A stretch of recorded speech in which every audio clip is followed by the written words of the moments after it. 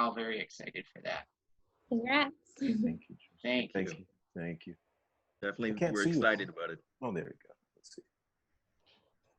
Yeah, Alan, we can hear you. We just can't see you. Can't see you. Can't see me. All right. That's a good thing from my end, but It's that's great. I know Thank you. oh, jeez. Appreciate that. All right. I can handle. I don't know what I'm doing. This is terrible. Hey, at least you're This on is there. my first time, and I got it right. Yeah. Is Jaunty, this is your first Zoom? Yeah.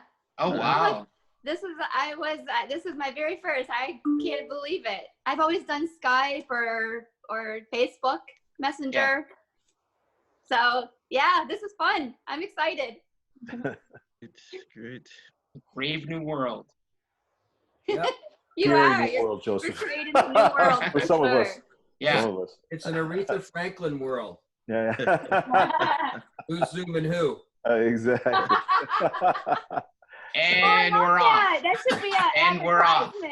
There's joke number one. Yeah. And Steve's drinking, so. Are you starting up again? I'm muting myself, Steve. I have you know too. I'm gonna mute myself as well. So. Oh my gosh. Still can't see it. Yeah. Still can't You see can't. me. Huh? Yeah. Great. No. You're incognito, Alan. Yeah, it's probably better that way, but I am. It should be the reverse. Well, this She's way you much don't better have to put looking your than I pants on. am. Exactly. Oh my gosh. All right, well, it's a couple minutes after 7, so I'm hit record. For anyone who couldn't make it or wants to view this later, they are welcome to. I just want to say welcome, everybody. My name is Stephanie Steinberg. I'm the founder and CEO of the Detroit Writing Room, which you can see behind me, which is in downtown Detroit. If you're unfamiliar with the Writing Room, we host a lot of book talks, writing workshops, open mic nights, and then we have a team of coaches that are writing coaches, design coaches, photography coaches that you can sign up with one. So they're all on Zoom at the moment. But we do a lot of fun virtual events like this now, and I'm really excited to hear from all the folktellers. There's a lot of you guys here tonight, and you have a new book out, a new theme song, so I'm sure we'll hear all about it. Before we turn it over to you, I wanted to give, I want to give our guests an opportunity to say hi and share who they are, where they're from, and if they're an author or a special project that they're working on. So I know Pat is a big supporter of the Writing Room, so I'm going to give him an opportunity to introduce himself.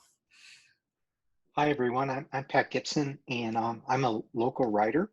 And like Stephanie said, I've supported the Writing Room almost since it started.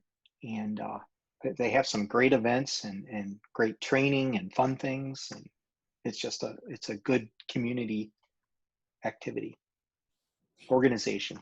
Thanks, Pat. And I see we've got Kim. I don't know if you can take yourself off mute, but we'd love to hear from you, Kim.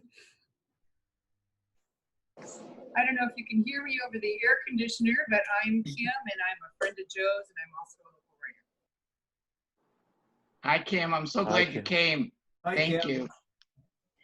All right, and I know we have a lot of other people signed up, so maybe they'll be popping in later. I know someone messaged me saying they had a meeting that they're in between, so I'm going to let Joseph take it away. Joseph, thank you so much for partnering with us for this event.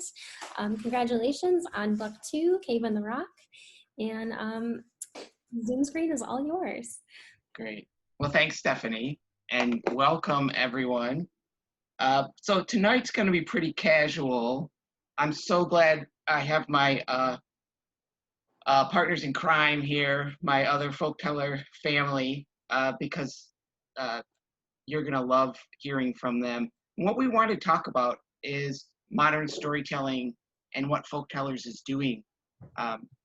You know, and it's funny, Steve and I were talking beforehand. I said, even us folktellers, their stories, we don't even know the depth of each other's stories because we're all coming at this from a different angle, and we kind of come in and out of each other's lives as we begin to build this universe. So I'll start with sort of my journey, and then we'll kind of do a round robin. I'd like the other folk tellers to share how they came into the universe that we're creating. So, my sort of origin story of the Folktellers Universe was happened in like 2007, 2008, when we had the economic collapse and everyone was out of work and my company closed. And, being a writer, I needed something to keep my sanity. So, like everyone else, I was leaving the house and going to the coffee shop and writing, and I came across this old Detroit legend about this red dwarf, and it was called the Nain Rouge. Being born and raised here, I'd never heard this story before. So supposedly there was this red dwarf that appeared as a harbinger of doom just before bad events, and haunted Cadillac and cursed the city. And I'm reading this, and there were only bits and pieces of the story, so it wasn't like the full story.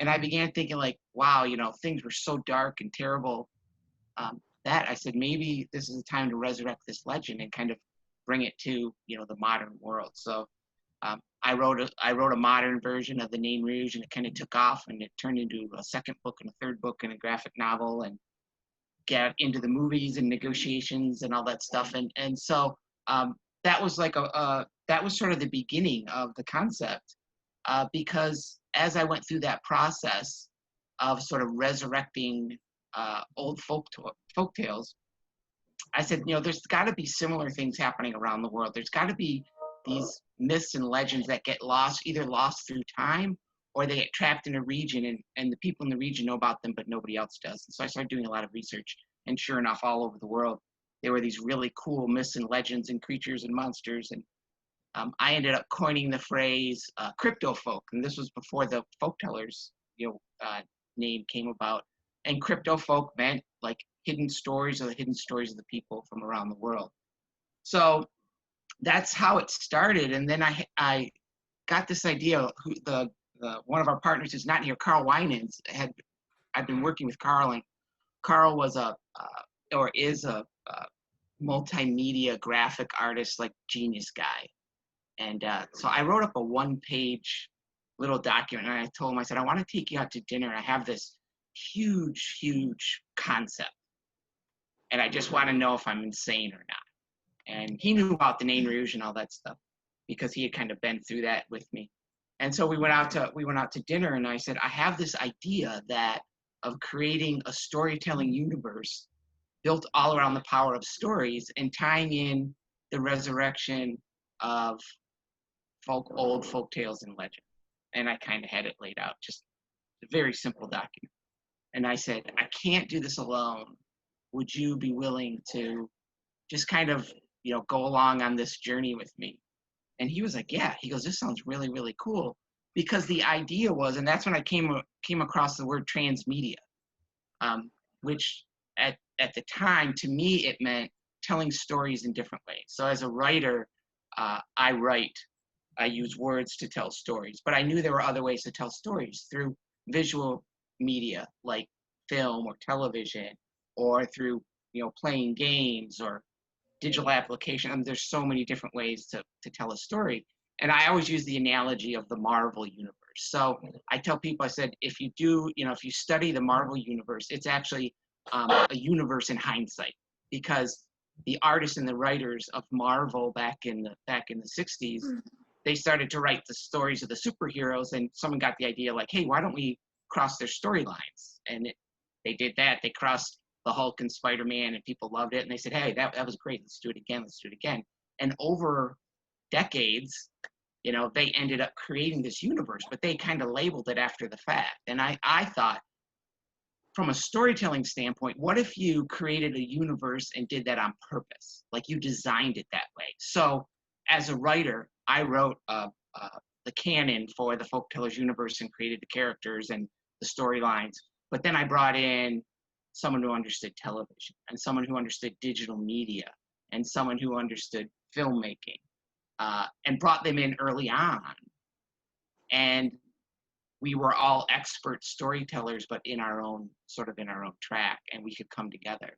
And so that's what Folktellers has become. And music, we just launched our theme song yesterday. So that's, was kind of the unique nature of what we're doing at Folktellers. So, that started 3 years ago, really. I mean, the whole Folktellers concept. And now we've launched our second book, and we've got trailers and music, and it's manifesting now, and it's really cool. It has enough inertia now that it'll continue to grow. So the first series, which is the canon for the entire universe, it's already written. We've kind of slow walked it because we want to be doing it right, and we keep we're bringing in other partners, and so it's exciting. It's exciting to see what started with a little red dwarf in Detroit and now growing into sort of this global storytelling universe. So that's my origin story. I'm gonna pass the baton to Steve Sadler. And Steve, why don't you tell them a little bit about how you came into the universe? How I came into the universe, or how I came into your universe? Not how you were born, yeah. Okay, we won't go back. So we'll go back to England or Canada. No. But no, I'm a recovering automotive engineer. So because I've worked about, I don't know, maybe 20 years in automotive, and I kind of got sick of it. And I started around, what would it be?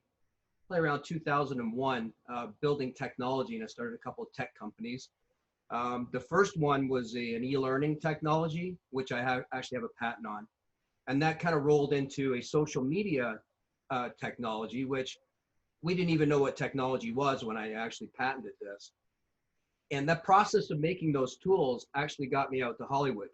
And my first trip around 2011, I ran into Frank Zappa's son, Ahmet Zappa.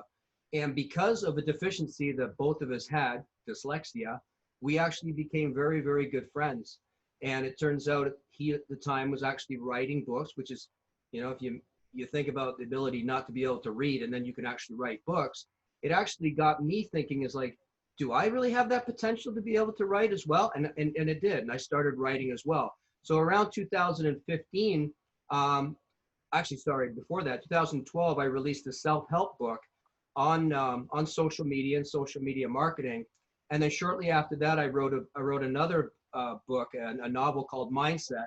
Actually, I've got the actual device here. You sit it on your head like this. So there you go. And this is a piece of technology that takes your thoughts and it converts them into text on your smartphone. Does it work? No, this is science fiction. So we'll just put that over there for a second. Okay. But anyways, after writing that story, at the same time, we were doing a lot of marketing for Walt Disney Studios. So Ahmed had walked us in to use our technology, and we used our technology to market about 50 movies for Disney and about 10 for DreamWorks and some for Relativity. We did the Limitless movie for Relativity. And I learned a lot about digital and how to set up a digital footprint and basically how to control all of the internet around a certain specific type of IP. The problem with that business was it was one and done. I would do a movie like Frozen, and then Disney would pay me, and then I'd be finished. So long story short, I was coming back from LA. I think it was around 2017, was it, Joseph? I think. And I was tired, and I got a call from a friend of mine. He said, look, I want you to come to this meeting in Royal Oak. It's kind of an investment meeting. I said, yeah, sure, I'll attend. So even though I didn't want to because I was tired. And anyways, I get there, and Joseph and the person he was talking about, Carl Winans, was there. And they started to present, a lot of art and graphics related to this universe and story that, with my experience of being at Disney and of writing that novel, it really intrigued me. It was kind of like, I don't want to say it, but it's kind of like meeting George Lucas at the very beginning. That's what I felt like. Whether it's going to become that, we don't know, but we're trying that, right? And so anyways, I got involved. I got involved very early, and we went out to Hollywood. I introduced Joseph to Charles Seegers, who sits on my board. Charles wrote the National Treasure movies. He owns the Ovation TV network. He's a great person. And we had a brainstorming session in his office with Michael Helfont, who is now our attorney. And Michael was the former president of Marvel. He's the one that actually brought I think the initial Iron Man and Hulk into the Marvel organization. And so he was highly connected and a lot of good input that we had from that brainstorming session. And that was really the premise behind moving forward and getting a publisher and, you know, and taking it to the next steps and trying to do it right. So that's how I got involved. It wasn't, oh, I just met him. It was like over a transition over a period of time. So, but it's very exciting to be aboard. And then I met, you know, Jaunty and Alan and Randy probably about a year ago, I guess it would be. And we did some stuff with my daughter, and then I introduced them over to Joseph, and there was a good synergy there. And since then, they've done a couple of songs for me, one through another company that I work with, which is kind of a comic called Fluxstro Man. And now the Folktellers song, which is, to me, it's sculpted out of, you know, out of granite. So anyways, that's it. Thank you, Steve. You know, Steve represents, for Folktellers, he represents a digital expertise in digital storytelling. And one of the things, of the many things I've learned from Steve is he came up with this whole concept of frequency marketing, and how he explained to me is like when you tell a story and you want to get the word out there, you want to amplify it, that you think of it as your digital footprint. And the larger your footprint gets, the more visible it is to people. So, you know, as we're building our brand and our reputation and telling our story, Steve's really helpful in looking at sort of holistically what we're putting out there, how we're putting it out, and how often it's going out there. So it's invaluable. So thanks, Steve. Yeah. Vanessa, you're on the hot seat next. So Vanessa Shapiro is new to our team. Vanessa comes from film and television world. She's out in Los Angeles. And Vanessa, why don't you share a little bit about how you came into the universe?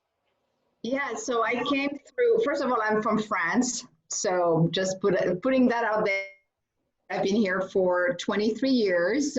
Sony Pictures actually got me here in LA, just to age myself a little bit. And I've been in television ever since. I came through television through finance and distribution, and then moved into production. And a friend here in LA is actually not here tonight, but Scott Paskoff told me about Josef and the Folktellers Universe, I think, right at the beginning of the year, like 7 months ago. And they needed help on the distribution side and, you know, figuring out how to translate the books, which are amazing, into a television series. And that's, you know, I've been working in television for 20 plus years now. And that's how I came along, really to work with Scott to basically bring the vision of the books and translating that into a Bible or a treatment to make basically the series. But also on my end, to find a partner, platforms, broadcasters, to sell the series, because you can write and you can create something, but if you don't sell it, well, you know, there's nothing. So, and the distribution portion of any project, it's something that very often about until the last minute, but it's the most important thing, because as I said, I've set up my own production and distribution company at the beginning of this year. And you have no idea how many production companies and writers I meet that have great material, lots of great ideas, but they don't know how to sell them, how to exploit them, where to go and pitch them. And that's kind of what I'm doing. I'm just taking this material and trying to put it to life. So my career, I mean, as I said, pictures for 10 years. Then I moved on to a company called Mar Vista Entertainment here in Los Angeles that specializes in TV movie for Hallmark, Lifetime, name it, all the TV movie world.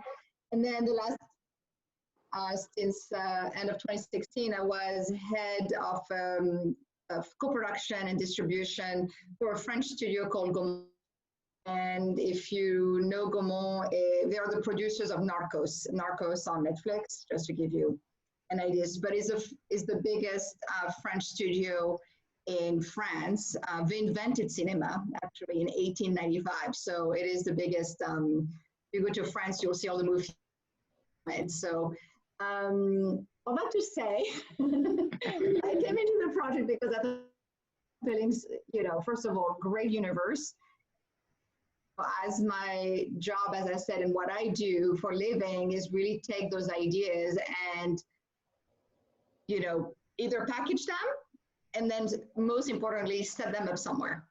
So they really come to life. So we raise the financing, we find the right partner, being a global platform like Netflix, Amazon, a channel like Disney or Nick or whatever, and, sell it and make a great show. Did I miss something, Joseph? No. What you've demonstrated is the complexity of what you do. Steve's the same way. This is the very reason why the Folktellers Universe is made up with storytellers that have their own specialty, because these specialties are very complex. I can tell you from personal experience, there's nothing intuitive about it. There's nothing that you're going to read in a book to be able to figure these things out. You have to find the right talent and the right people, and the people that have the passion for this universe, this storytelling universe, that we're creating, and that are expert in their craft. So I think that's the unique part of it, is everyone is bringing their own special talent. It's sort of like the tide is lifting all boats, and we're all the boats, and the tide's lifting us together. So thanks, Vanessa. That was very, very enlightening. I'm learning more too every time someone speaks. So so we have our music team, who, congratulations and thank you for getting our theme song out there yesterday. We've got Jaunty and Alan and Randy. And Alan, I'm going to let you sort of tee it up, and then Jaunty and Randy, why don't you chime in? So, we had a lot of discussion about what the Folktellers Universe would sound like. And we had sessions in the studio just talking about our musical influences, what this universe is, this storytelling universe. And I know I keep talking about it, and I basically the premise of the stories are, there are these teens, a teenager who learns that he's a folkteller, and folktellers are the people that travel time and space to tell people the stories they need to hear to fulfill their destinies. And there's travelers who help them travel, and guardians who protect them along the way. And that's sort of like the premise of this universe. But the tagline for the universe is, whoever holds the story wields the power. And so the message that we're conveying through all of our art is that we all have our own story to tell, and everyone's story is important, but it's a message of empowerment and accountability, and the ability to stand behind your own story, to live a purposeful life, but to also respect others and respect their story, and to help us all rise together. And, I get chills when I say that, because everyone on this call, all the folktellers believe this, and they all believe it in their own unique way. And I'm not going to steal your thunder, Alan, but one of the things that just struck my heart, what Alan said is, we were trying to, for the song, we were trying to tap into folk music and sounds and culture from around the world. And it's like, how do you do that in one song? And what Alan said to me was just struck me right, it was like right in my soul. He said, we decided that we had to start with ourselves and move out from there. And well, I'm just gonna hand it off to you on that, Alan, because to me, that just represented everything that Folktellers is about. So Alan, go ahead. Well, thank you, Joseph. It's a pleasure to be here, and a pleasure to be part of the project. So it's something that we were born to do, basically, is tell our story. And this platform and Joseph's work has enabled us to do that. And so it's been just a pleasure to actually work on the project, especially with my brother Randy and Jaunty, our partner. And it's been a journey, it really has. And all of that comes from the books and comes from Joseph, and it comes from storytelling. And music is another art form of storytelling. And so once we tapped into that, once from the discussions that we had both with Joseph and Steve have been invaluable, and his daughter Alice also, they really helped to cement us and what we were trying to accomplish, because there's so many different directions that we could have taken the music and taken the lyrics that Joseph wrote.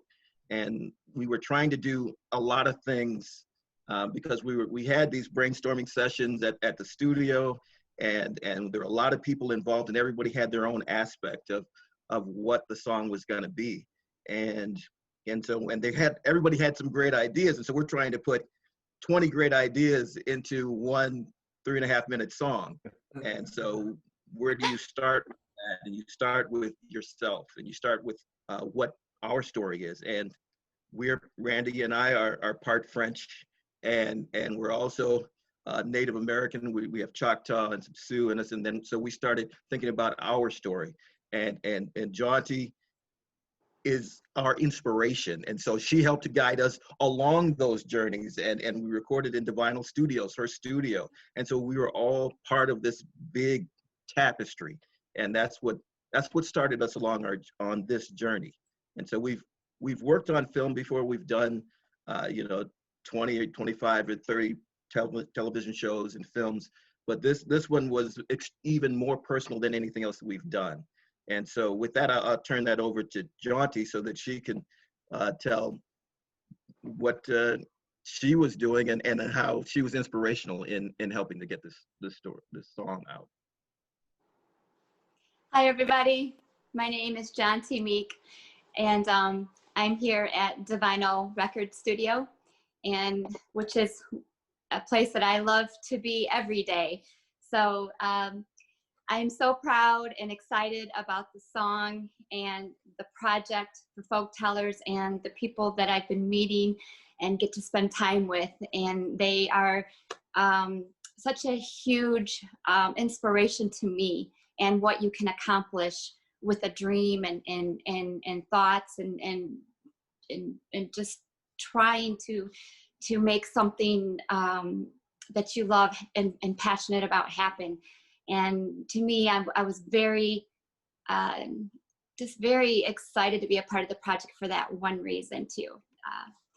But my journey with the Folktellers, it started when I met Steve Sadler. And when I met Steve Sadler through another friend, I introduced my friends, my partners, Alan and Randy, to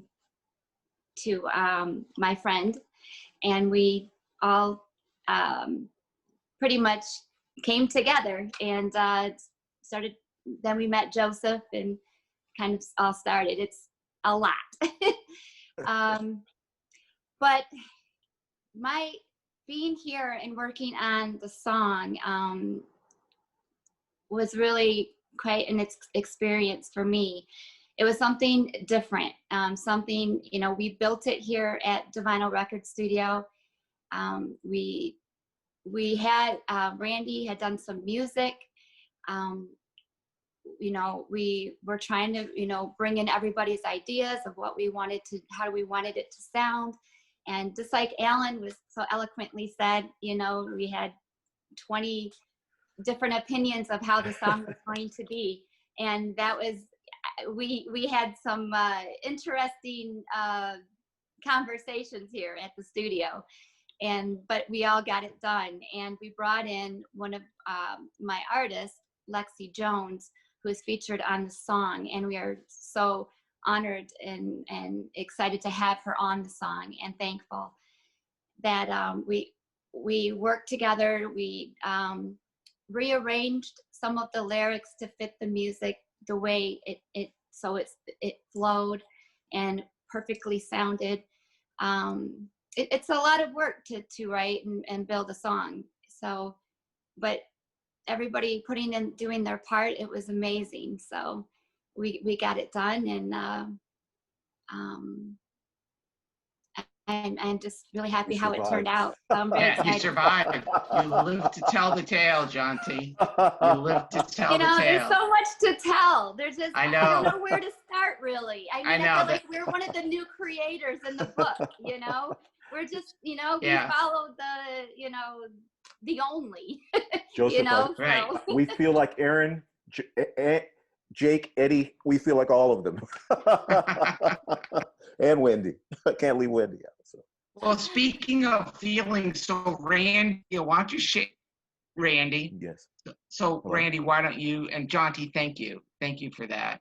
So Randy, why don't you share kind of your feelings of, you know, you were doing a lot of the mixing and you were directing us. The secret is that some of the background singing, they brought us in the studio and we were not good. They were so kind. Steve and I didn't really want to do it.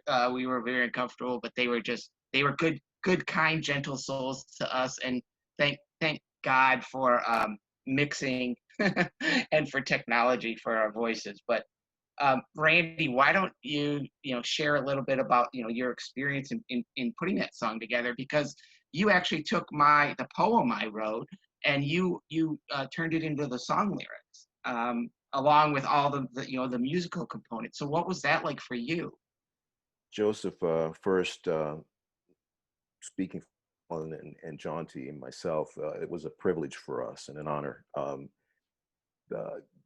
You guys are our family, and all of the information that came in really kind of resonated with all three of us. So from my perspective, I started out writing poetry as a kid, and then I was blessed to have the good fortune of having Earl Klugh, who's a brilliant, famous jazz guitarist, be my guitar teacher for a year, and I wanted to do everything. So he played Ferdinand Soar, Segovia, and he could do Jimi Hendrix. And then I remember George Benson and Yusef Lateef were waiting for him, and I said, "Mom, I want to do that." And that opened up my world for my brother and I. So that all of that influx came through, and then for us, for Jaunty, Alan, and myself, as much as we love music, the marriage of great stories, that's why Marvel does so well. Those 4,000 characters in the Marvel universe are amazing, and you're creating a universe. That's what Folktellers is, and with the integrity in the character. So for us, that whole influx of everything that's in your universe starts with you, came through to us. And so the song actually gestated from, as Alan so eloquently said and Jaunty did, from We Love Everything. So we've been blessed to score fully orchestrated TV shows and films, to shredding pop music, country. We work with Shania Twain's band, Merle Haggard's band. And so we wanted to put all of that into your theme song. So the song is actually, I think of all the great songs, Led Zeppelin, right? Ramble On, based off of the Tolkien, the Magic. We wanted to bring all of that in. I believe the phrase is incepit, which is Latin for it begins. Yes. Right. So we tried to use all of those ingredients and put that into music, and the marriage of music with great content, great intellectual property is what we tried to and attempted to do. So that's why it has some orchestration properties in the song. The song is actually in a minor key. The tuning is minor, it's Celtic, but it's a major song. So that's why it's aspirational. So the resonance is to try to rise up, right? And then we included some Sioux and Indian percussion. We took some of the automotive industry because we're in Detroit. This is all from Joseph. It started from Joseph, and then Steve so brilliantly said, there's a bunch of dudes in here, there are no women. And he goes, we've got to represent the women. So that's why we felt it was important. And Jaunty said, let's get Lexi. Lexi can do it. And that's where the thing really opened up. The song opened up from there. And it's to represent everyone and to bring every culture. So we have everything, African instruments, Native American, American Celtic slide guitar, everything's in there. Yeah. That's incredible. And then, so if the people on the call that aren't the folktellers, if you go to YouTube, you'll see the album artwork, and that was done by Josiah Harris, and it was built on the concept of an American quilt, with each one of the blocks of the quilt a legend from one of the different cultures. So yeah, so if you look, each block, yeah, there it is. Each block of the quilt represents a folk tale or legend from cultures from around the world. So, you've got African, Indian, you've got American, you got Greek, Asian, some from China, you got the Native American. So that was, this is really the story of us all. It's all people, all cultures, and finding ways to come together. And the lyrics are, my story's yours, your story's mine. That's how the song begins. So just an incredible work. I mean, such a demanding thing to do, and what Jaunty, Alan, and Randy did is just incredible. So thank you for that. Moving on, I saw our artist in residence sneak in. I see Patrick Mcavoy there from the San Francisco area. Thank you for coming, Patrick. Good to see you. Hey, good to be here. I was just talking to Patrick this week about the Nain Rouge. So Patrick, what we're doing is we're kind of doing a round robin, and everyone's talking a little bit about how they came into the Folktellers universe and getting their perspective on their role within it. So Patrick is our lead artist and illustrator. He's been with us from really almost from the very beginning. So welcome, Patrick. Hey, good to be here. Well, I don't know. Should I just give a little brief history of how I got into the project? Go for it. It was your usual friend of a friend thing. I think an old friend of mine had worked with JB at one point, and knew that JB. I think he passed my name along to you because he knew you were looking for an artist to do a graphic novel interpretation of the Nain Rouge novel that you'd written.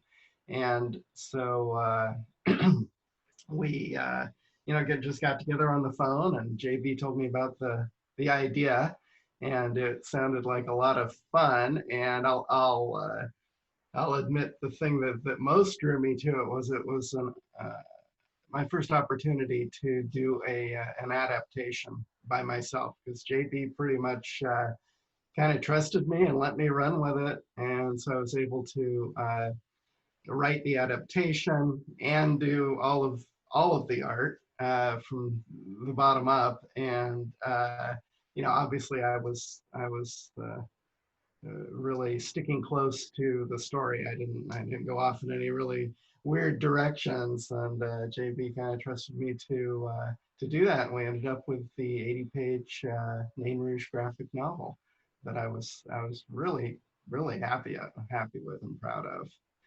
And we got that published, and then JB kind of asked me after that, kind of a little surprise, hey, how would you like to work on this new series I'm coming up with?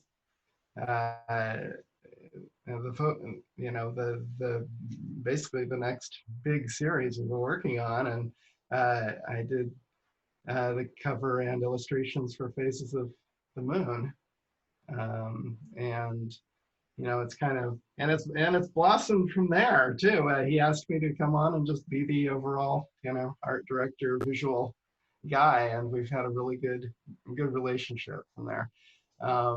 It was kind of exciting when the gang was pitching the whole idea, to everybody out in LA. They said, hey, you think maybe you could do all of the covers for all the books that haven't been yet in the next 2 months? Yeah. And I said, well, I'm always up for a bit of a challenge. And that worked out great, though. I think sometimes being under the gun a little bit kind of helps with the creativity. We came out with every cover kind of has a completely different look and feel, kind of fitting the mood of each book. I just got the synopses of the books and went from there. And yeah, that was really exciting. And then just a couple months ago, we finished up all the interior illustrations for the second book in the series, The Cave in the Rock. Hey, there it is. There it is. So I did that cover, yeah. Yes, that over is a year Patrick's ago. fine work, and all the illustrations inside too. So that's really important to note. Is part of this. Patrick was integral in when we have this transmedia concept. So one of the things as a writer, I realized we are a very visual society, and people engage quicker with a visual than having to read word on a page and kind of process it in their head. And so, one of the challenges that we had starting with the Nain Rouge is how do we accelerate this engagement with the story? How do we get people to engage in a story faster while still using a book format?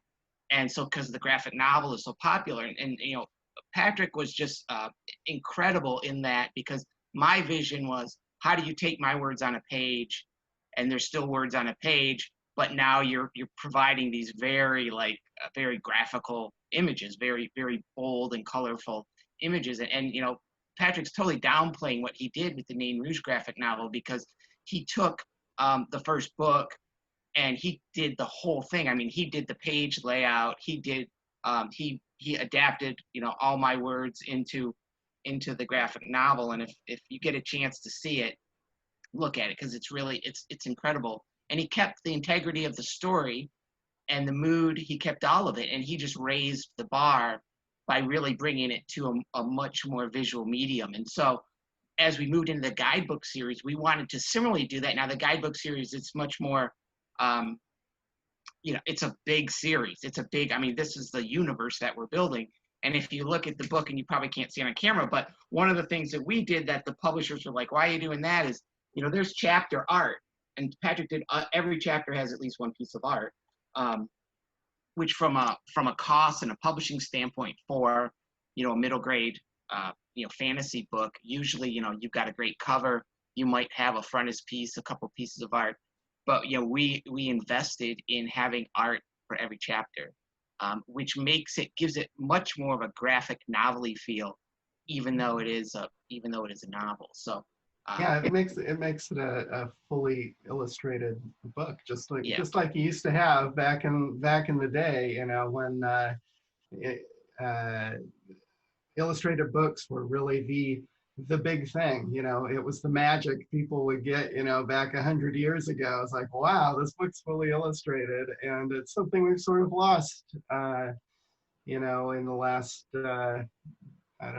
30, 40 years, and it's nice to bring that back. And luckily, the source material has a lot of interesting visual things happening.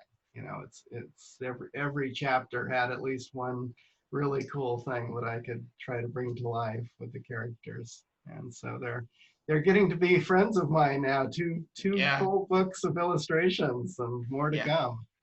It will continue. So Patrick's champing at the bit, because the 8th book in the series, it's called the Compendium of Extraordinary Things, and it's actually a guide to the universe, which it's a fully color illustrated guide, and it's less text and more illustration, kind of like if you think of Dungeons and Dragons, that they would have the monster guide or the dungeon master guide. And, so Patrick's just waiting for the green light on that, because that'll be some very heavy lifting for him. That'll be fun. Well, I did get to do a couple of pictures for the recent marketing Bible we did. Yeah, those are beautiful. Yeah, so Patrick actually did some of the creature illustration that we put in. We had to put together. One of our clients wanted us to put together our brand book. So we now have a brand book, the Folkteller brand, and it's representative of everything that's happening in the universe, which was really cool. So I want to be sensitive to time, and if anyone has any questions. So thank you, Folktellers. We were able to get our round robin in. But for people that have joined us, I mean, we covered a lot of territory here. We are not wallflowers. There's no shy people in our group. So we'll basically, we've got just a little less than 15 minutes. If anyone has any questions for any of the folk tellers. And I want to let Ernestine and also Lucy joined to let them introduce themselves. I know Ernestine is another very good friend of the writing room and is working on some writing of her own. So if you want to introduce yourself, go for it. Oh, absolutely. Hi, everybody. And that's the thing, like when I signed up, I started looking at, the bios and more about, the novel. And I love, fantasy and, sort of esoteric places and, wonderful universes. And, so I think a lot of my questions are around, for anyone really can chime in. But I think in some ways, I also want to hear Steve, also, you in your bio, it says you're a serial entrepreneur. And I feel like that's also me. So I've been writing like a fantasy book since I was 17 about a mystical universe and a kid who's kind of dealing with, all kinds of issues around identity.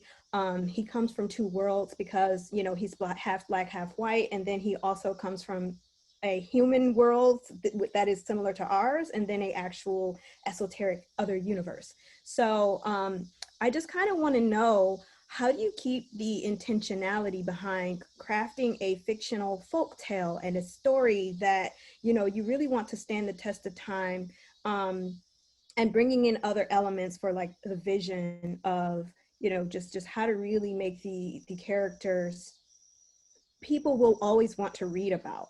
And, they may be dealing with issues that kind of, are kind of translations of actual, challenges that everybody has to face, like the dichotomy between good and evil.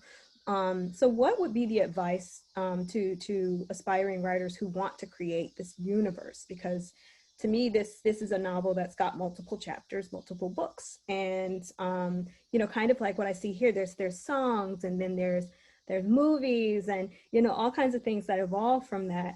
So what would be the advice to folks who are aspiring, to get into that realm? That's for you, Joseph. You're the universe generator.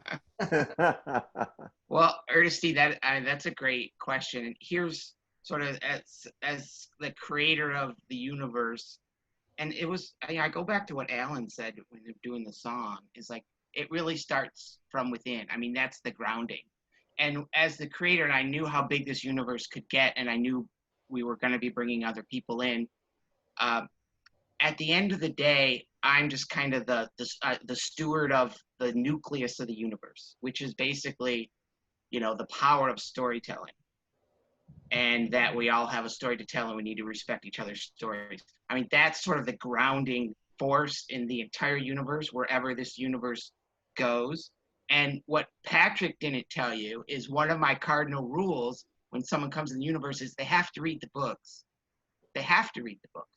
And I have them read the book, and then I have them tell it back to me. However they want to tell it back. They could sing it back to me, I don't care. And I'll know if sort of that the core tenets or the core beliefs or the, that real nucleus of the universe is resonating within them. So my advice to you is if you dream or you're focused on creating this expansive universe, don't get caught up in the expanse. Begin with the center of yourself and what makes you tick. And it's a lot of soul searching, and everything should emanate from that. And that's what becomes not only your North Star, but your litmus test for when a story's not fitting what you want. Because it all has to resonate and come back to who you are as an individual and who your core beliefs are. And, one of my mentors, Jeff Gomez out in New York, said, if you're going to build a universe, you have to have rules. And the rules have to be simply, basic, like, here's the rules of the universe, and maybe people can travel time or maybe they can't, but just kind of like be very prescriptive and be very simple, because the universe will get complex really quickly. And then don't break your rules. Like I always, like, if you're a Doctor Who fan, they make fun of themselves because they break their rules all the time. There's the whole universe, and what does he say? He says time's like a wibbly wobbly thing, and sometimes there's all these conundrums and things that don't make any sense logically, and they're just kind of like, well, it's Doctor Who. So they've kind of found a way to do that, to make it work where they actually break their own rules. But that's kind of my, I don't want to ramble too much on that. I could talk forever on that. But really start from within and, own the nucleus and always, resonate out from the center. Awesome. And I do want to leave Lucy time for questions and introductions, but just like one last, if you guys want to succinct quickly say what is going to be the future of, Cave in the Rock and, the universe, and is this going to be the next Harry Potter, and, what's the vision? Or series, maybe like a Disney Channel or Netflix original, or, what's the dream vision? Well, I'll start. I'll say, so the series is written. The first series is written, and my dream and my vision is I'm establishing the canon. So I'm establishing the foundation for this universe in this first series, and I'm writing the second series now, which will complete the story arc. Basically, what the story arc is that Aaron learns he's a folk teller, and you learn about the travelers and the guardians. So everyone kind of has their own slot. There are these shadow people that are infiltrated the universe, and they all learn that there is this master guidebook that holds all stories.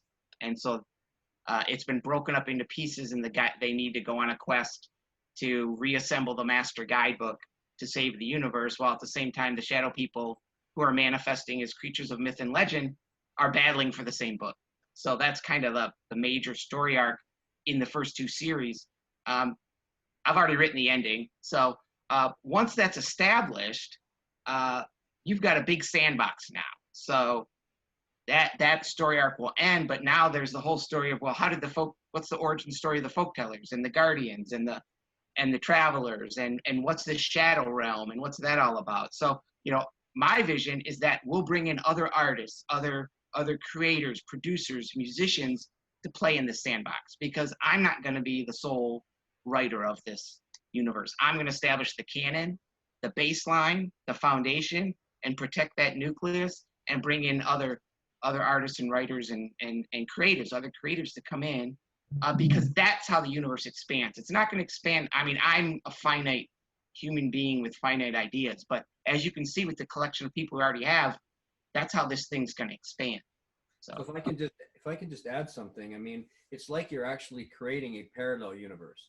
So you've got the universe of the stories, but then you've got the universe of all the people that you see here on the screen, and all of their collective stories, and how they all overlap, and their skills and experiences and all that. And it's like Josef is like the skeleton behind it, like the core focus that he's talking about. But as you bring these people in, and you have to be very selective in who you bring in. They have to fit into the team, and they have to add value. If they're not adding value to the team, you get them off the team.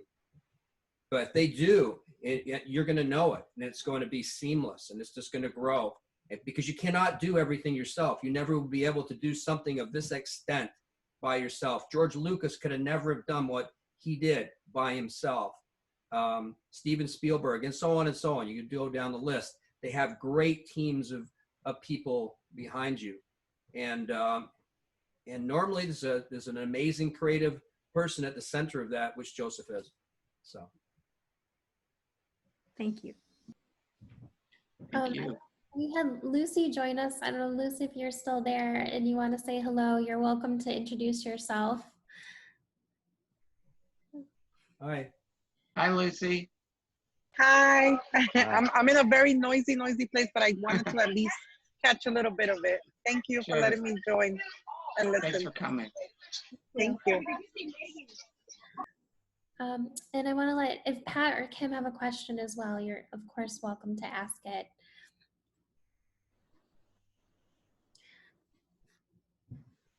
Well, I want to become a part of this Folktellers team. I'm really hearing all of your stories, and I'm very honored that you all decided to join us tonight virtually. I think this is one of the great perks of virtual, is that we can connect with people who aren't here in Metro Detroit and reach people in LA and on the coast. So it's really fun to have you all here with us. And thank you, Josef, for just, I think you found the writing room somehow, and it's been fun getting to know you in the last couple weeks, months. I don't know what day it is anymore.